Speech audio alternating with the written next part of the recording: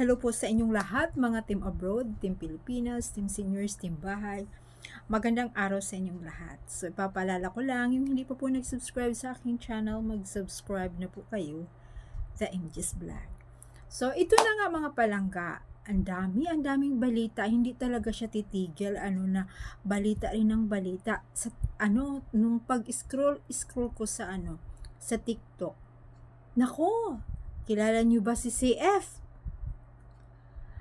Si CF po ay si Christopher Min, di ba? So simula talaga una pa na sumikat ang Aldab. At saka syempre nung lumabas si Maine, tapos sila ayan na yun yung teleserye na ang sumunod, di ba? KS na. Kaliserye, hindi teleserye, sorry. So talagang pag magbalita si CF, no, ayaw niya talaga si Maine. Iwan ko bakit kaya ayaw niya. So, talagang basta magbabalita siya, talagang parang masama talaga ang loob niya, di ba? So, sabi niya, pinagdiinan talaga niya yung kanyang latest news niya na talagang mayroon daw talagang relasyon si Kibi at saka si Alden. Yan na talaga daw ang bago daw ngayon. Talagang mayroon na. Sila na daw talaga. Napaisip ako. Syempre noon pa hindi niya talaga gusto si Maine. So bakit kaya? 'Di ba? Dahil ang kanyang kanyang sagot ay lilipas lang daw kasi lang daw yung panahon lang na ngayon, sumikat ka ng terrible, sa susunod na araw hindi na. Pero siyempre pagkukumpara natin si Maine, si Alden, pero iba talaga ang kanyang pagpupush niya kay Alden, pag kinakampihan niya palagi, sinasabi niya na napakabait, hindi pwedeng maikumpara kay Daniel, ganon, di ba?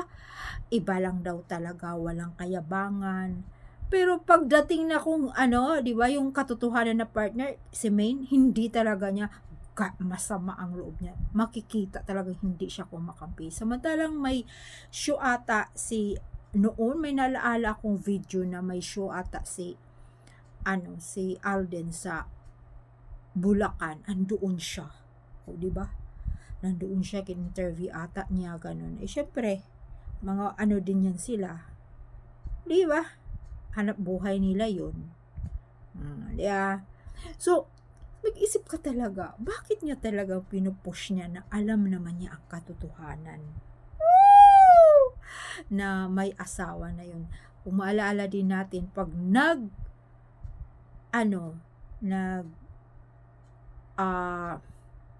gigest yan si Alden sa kanyang show, terrible ang pagpupuri niya. Ito na nga, malapit na yung kanyang yung movie ni Alden. Nandiyan na naman yan sa show niya. Nandiyan naman yan, i-interviewin na naman niya, pipilitin na naman niya kung ano talaga ang ipupush niya, na yun na namang relasyon na yan, o kailan kayo magpapakasal kayan. Di ba?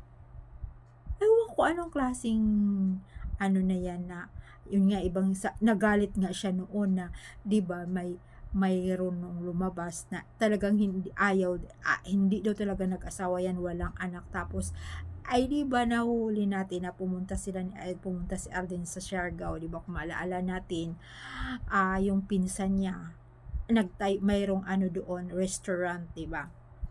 Pero ewan ko, wala na akong balita hanggang ngayon kung naibalik ba yung restaurant nila ng kanyang pinsan doon.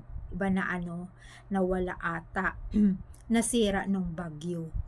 Pero hindi ko alam kung naibalik na, naitayo ulit.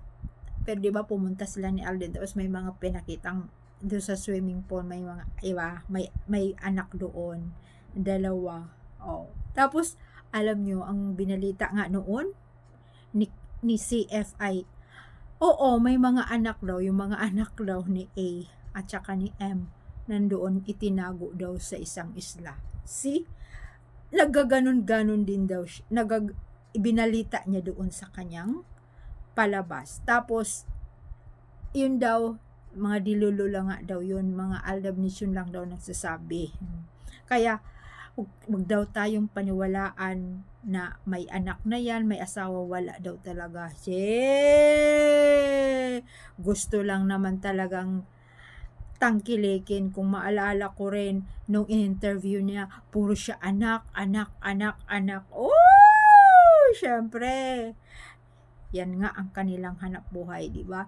Kaya, syempre pag ikumpara mo rin yung kay OG, iisa lang naman yun sila eh. Iisa lang naman yun sila eh. Dahil magkaibigan yung dalawa na yun eh.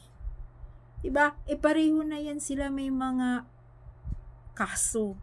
Dahil nga inilabas nila yung sumusobra na. Diba? Sumusobra na sa mga artista. Mayroong kaso yung si CF kay Bia Alonso. Tapos, ganun din si OG kay Bia at saka yung ex ni Bia. Kasi sila ang naglalabas ng wala namang yun, yung pinangunahan nila, alam nyo naman, di ba? At ayaw nila si B. Di ba ayaw nila yun? Dahil kung maalaala nyo, mayroon nga doon yung kaibigan ni CF na si LS na nag Channel 7 na si B noon, pero di ba mayroon doong yung isang interview noon, pero si LS hindi pinapapasok, kaya masama yung mga loob nila, kaya ayaw din ni CF kay BA. Kaya kung naman nila, pinupuntirya naman nila, talagang masama ang loob nila pag hindi nila kinakampihan yung artista na yun. Pag hindi ka kumampay sa kanila, masama ang loob nila. Ang dami naman din ng kalaban si CF, di ba? Sa sa Channel 7 ng mga artista, ilan na kaya ang lumalaban sa kanya, kinakalaban siya, kaya hindi rin siya, yung ibang mga artista, hindi rin niya makukunan ng mga interview, lalong-lalo na yung mga sinisiraan niya. Di ba mga palangga? So, ayan, babalik din yan dyan sa show niya, si Alden Richards. Nito, malapit na nga yung movie, tingnan natin kung ano na naman ang ipapalabas niya. Talaga namang terrible na naman yung itataas niya at ita-down na naman yan si Mingay. At sasabihin na naman niya, walang anak, single lang yan. Wala talaga. At saka idinidiin niya talaga na talagang may relasyon sila ni KB. Kahit wala, para lang magiging blockbuster yung palabas. Kaya thank you so much mga palangga. Bye!